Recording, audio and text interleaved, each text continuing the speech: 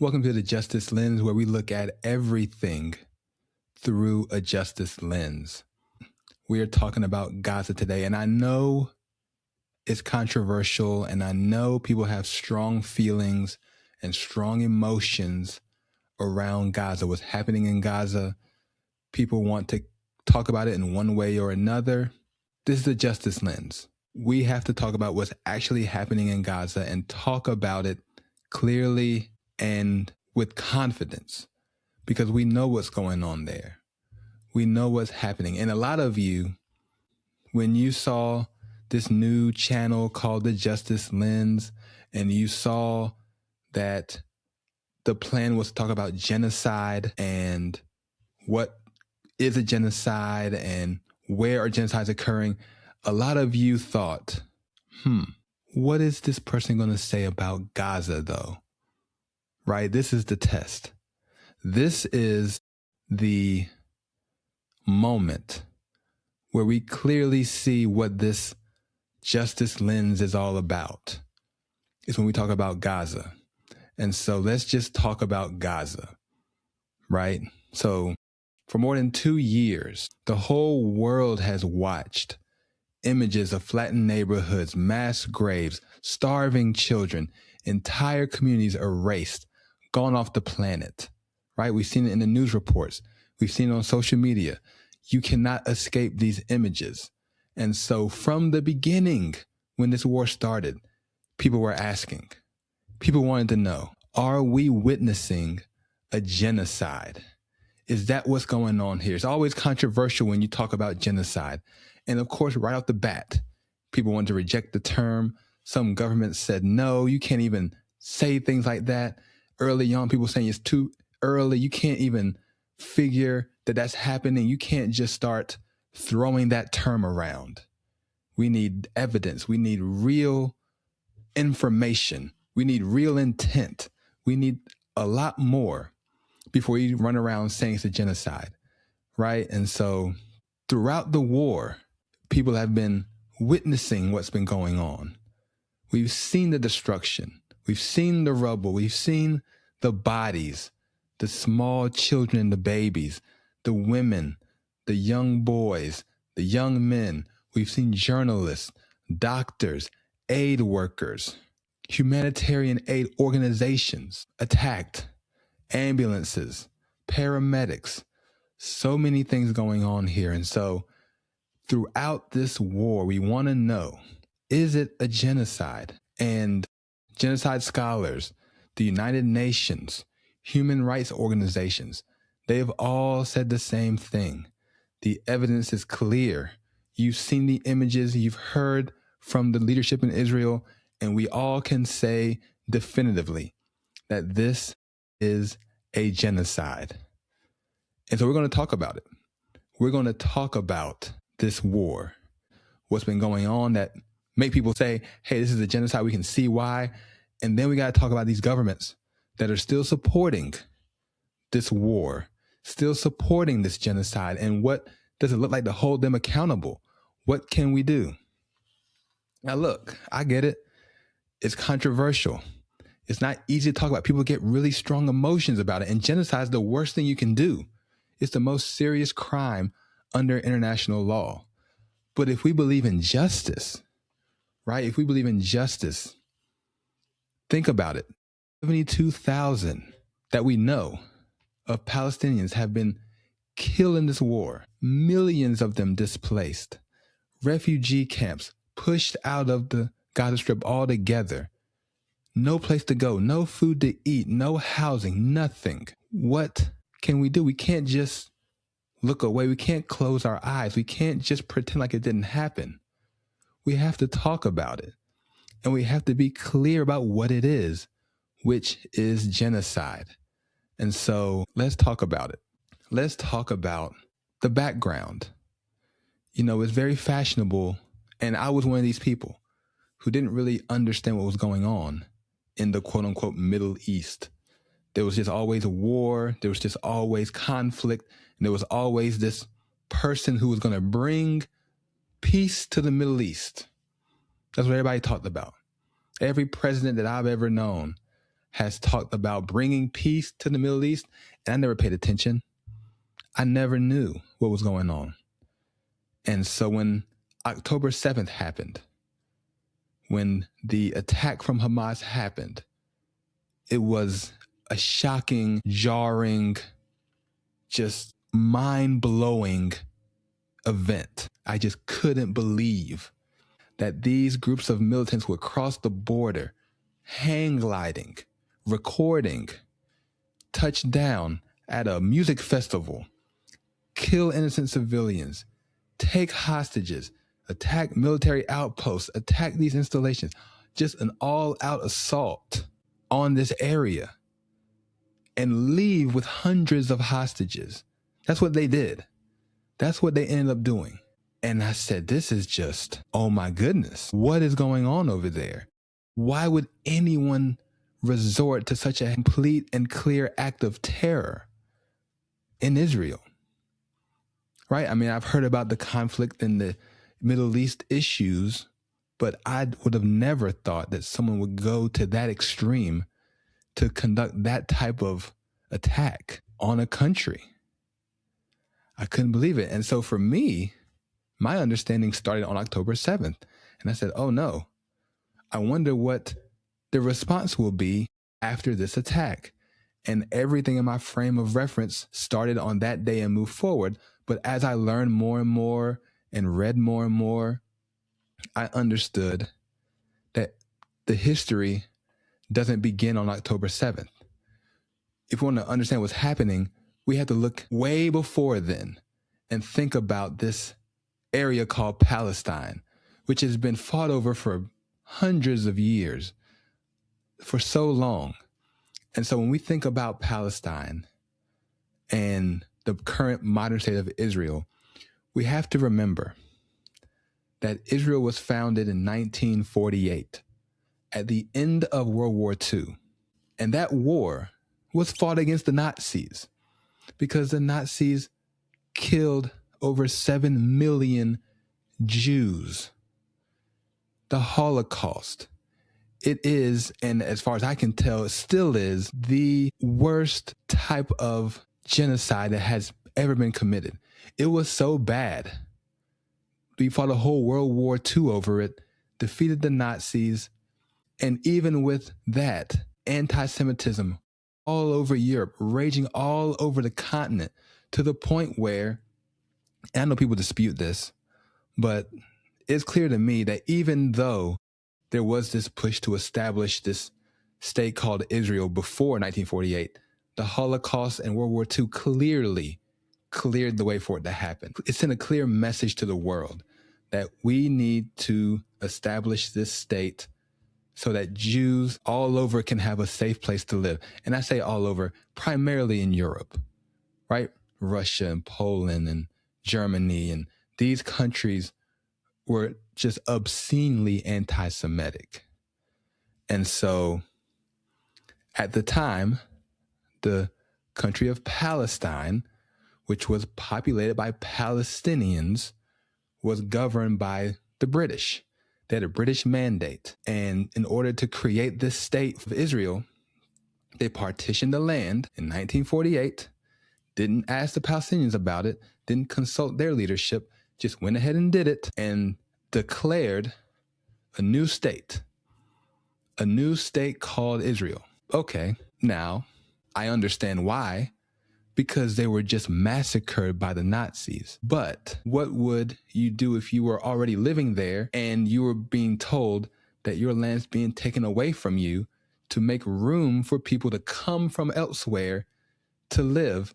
You may not want to just do that without some kind of discussion, without a formal agreement and a way forward.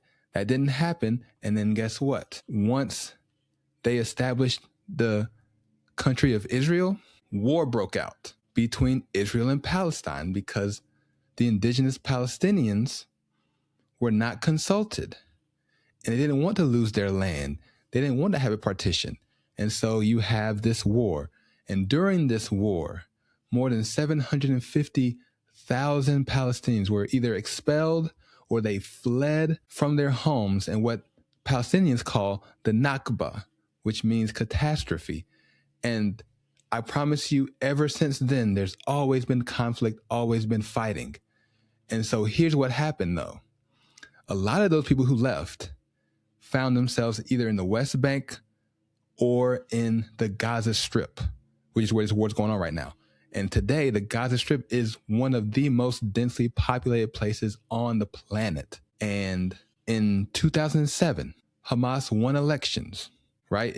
It was this, militant group pushing back against Israel and trying to reestablish historic Palestine, but they got into politics. They decided to govern instead of simply fighting.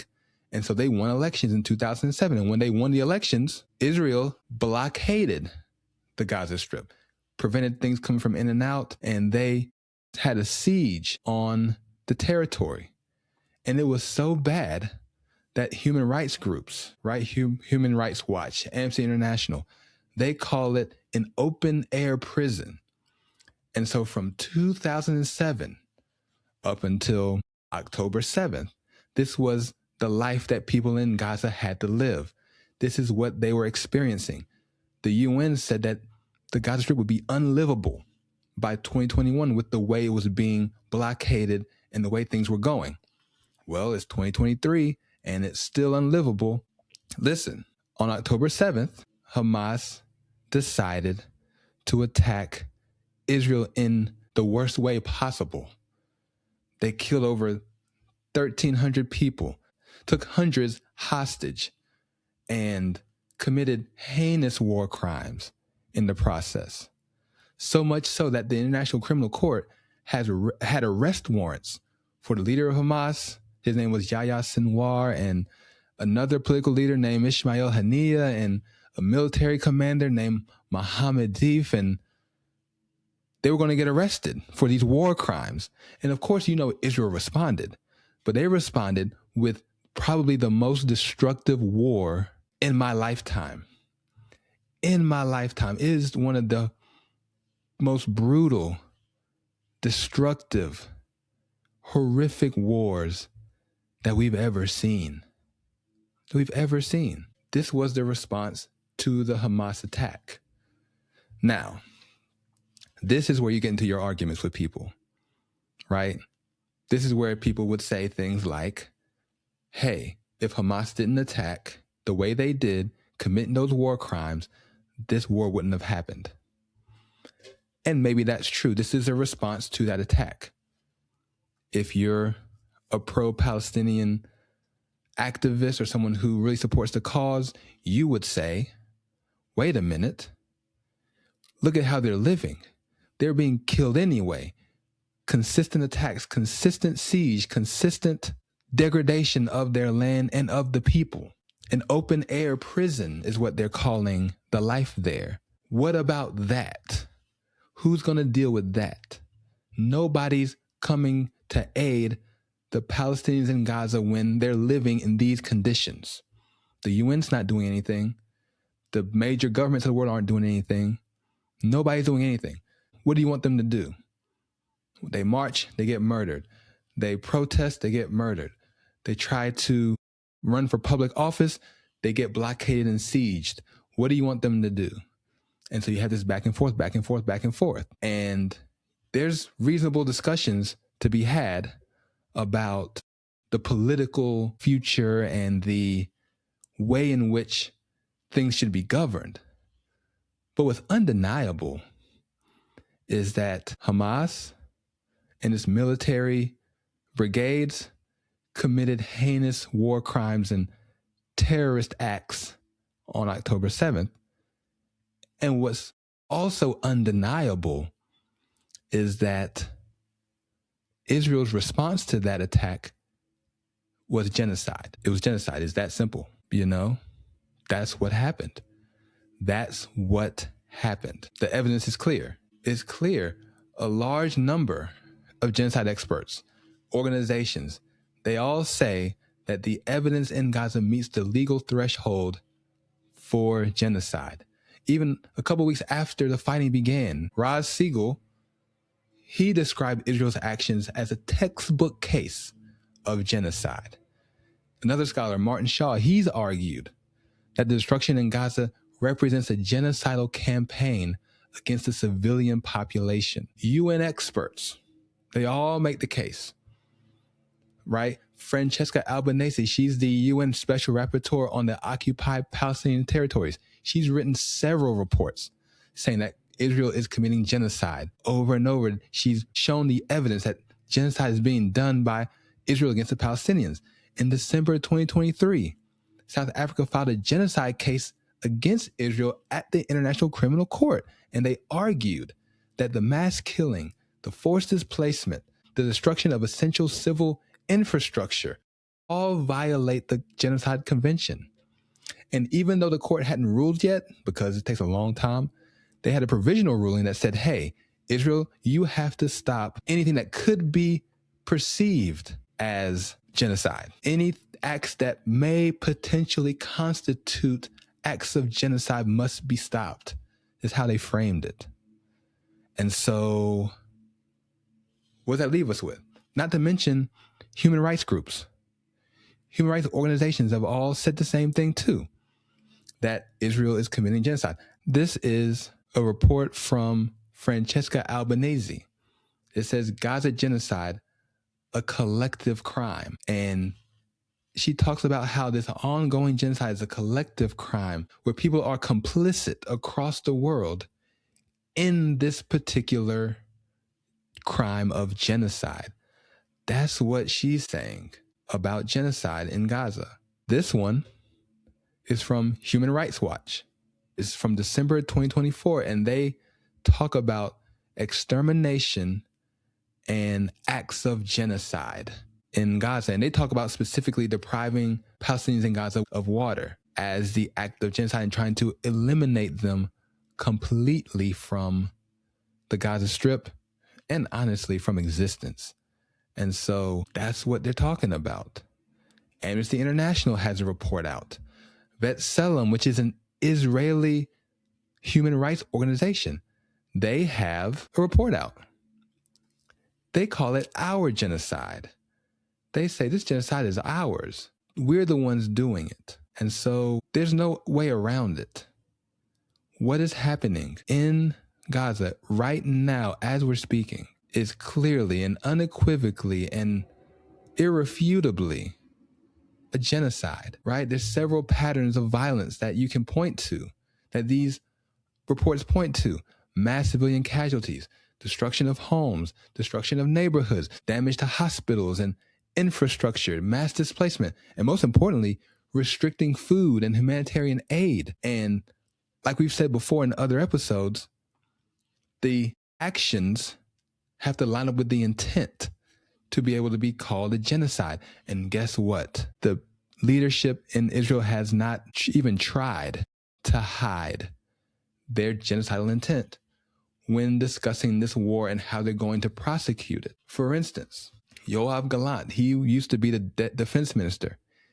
He said, we're fighting human animals and we're going to act accordingly. That's what he said. Eli Cohen, who is the Minister of Energy and Infrastructure, he called for Gaza City to be turned into a wasteland. And he said that city should be just like Rafah, a city in ruins. That's what he said. That's what he said. And to top it all off, the Prime Minister, Benjamin Netanyahu, he talks about Amalek all the time for some reason. Remember what Amalek did to you. Remember Amalek. And if you read your Bibles, I read my Bible, if you read your Bibles, you would know that Amalek was a sworn enemy of the Israelites in the Old Testament, right? They were completely opposed to Israelites, to the God of the Israelites, and everything the Israelites stood for. And so when they were fighting against them, when they were battling against Amalek, God told them, I'm going to blot out Amalek from under heaven, right? They're going to be gone. And you'll never even know that they were in existence, which is true. You've never heard of an Amalekite today. They're not around. They were as a people destroyed by the Israelites in the Old Testament by God's command. And I don't know where you stand on biblical teaching and Old Testament history, but I would argue that the Palestinians in Gaza are not Amalekites. They don't resemble the Amalekites in any way. And God didn't tell Benjamin Netanyahu to blot out the memory of the Palestinians. That has never happened, but that's what he wants to do with the Palestinians. He wants to get rid of all of them, right? He wants them to no longer exist, Gaza to be cleared out so he can go back in and take it over. And so when you consider all of this, the rhetoric, the killing, the starvation, the destruction, there's only one conclusion. There's only one thing you can conclude. And the conclusion is this is a genocide. Now, we know that genocide doesn't happen in isolation, and we know that Israel isn't capable of committing genocide on its own.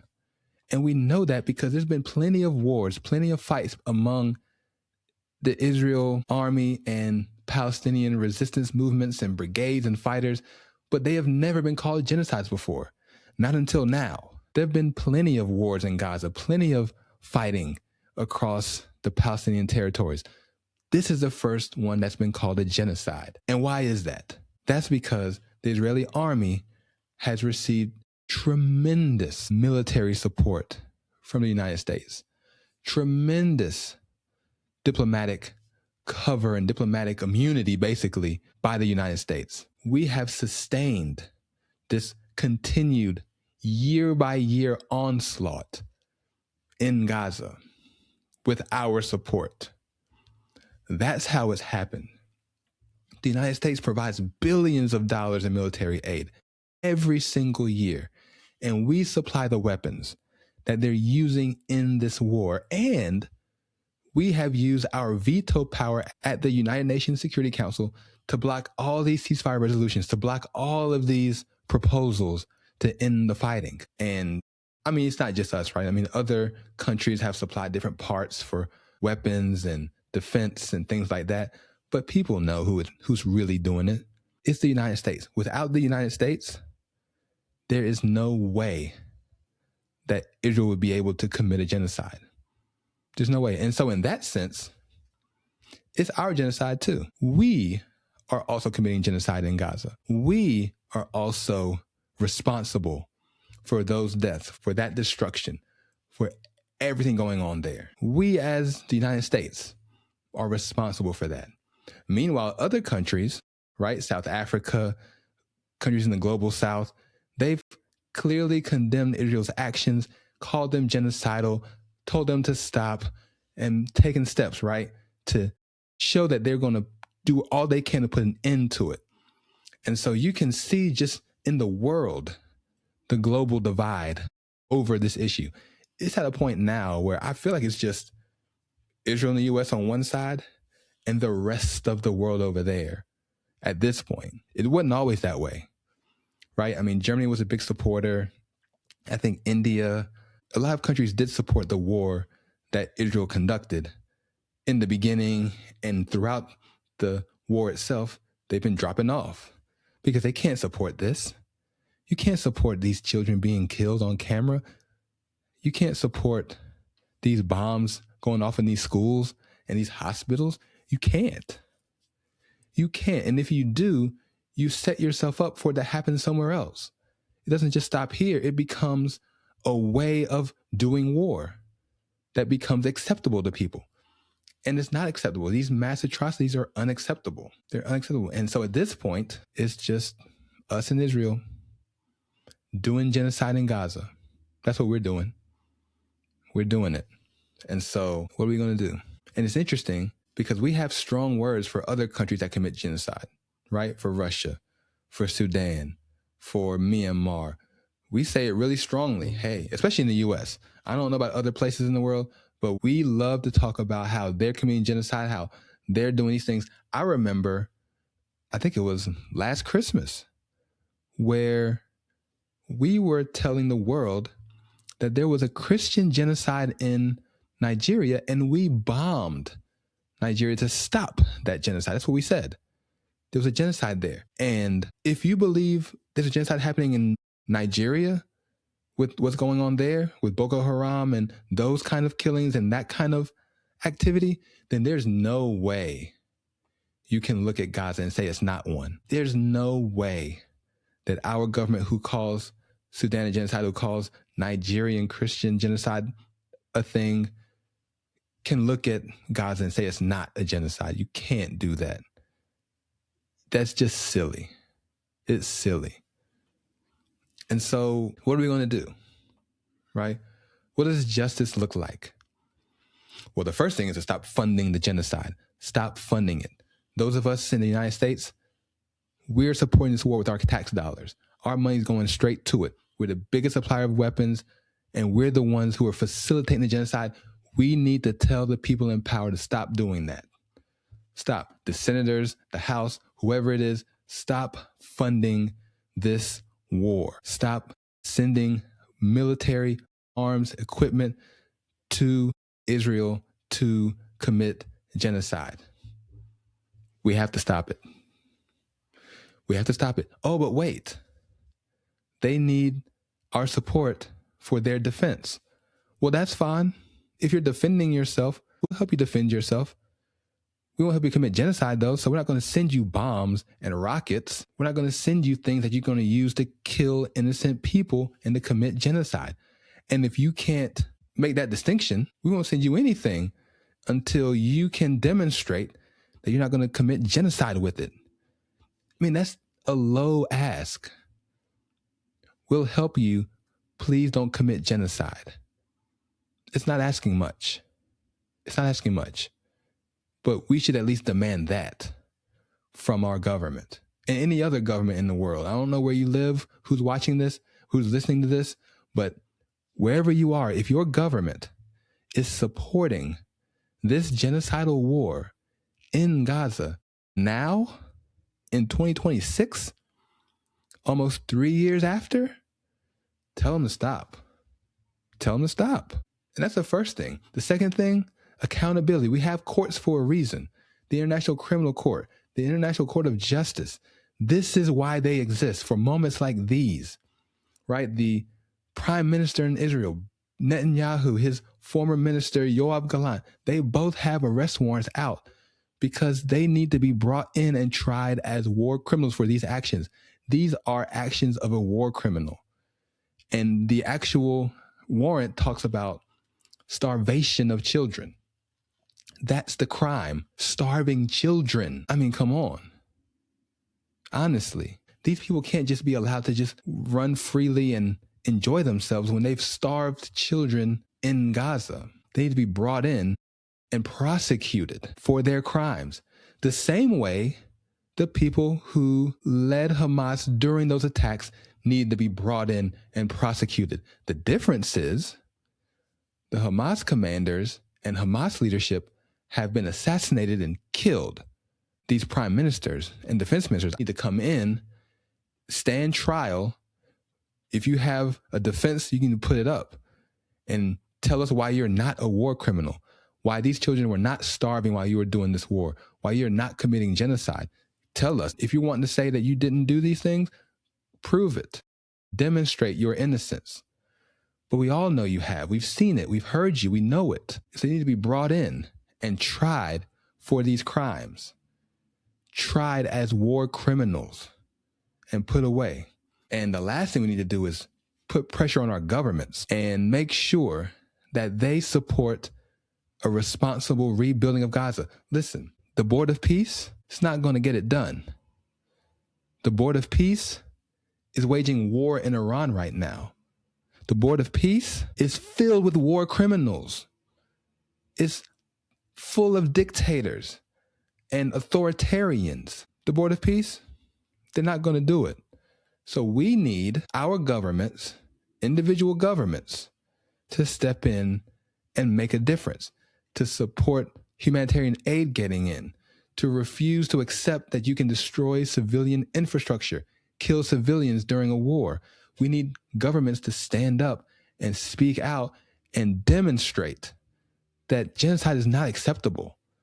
We're not going to allow it. no matter who does it. You can speak out when Russia does it, good, I will too. You can speak out when it happens in Sudan, good, I will too. What about now? What about now? Are you going to speak out now? Are you going to talk about it now? You need to talk about it and make sure that it's clear that it doesn't matter who it is. You don't commit genocide. The U.S., you don't commit genocide. Israel, you don't commit genocide. All these Western countries, genocide is unacceptable. We're not going to allow it and continue to accept that this is something that we're going to just let be a part of war.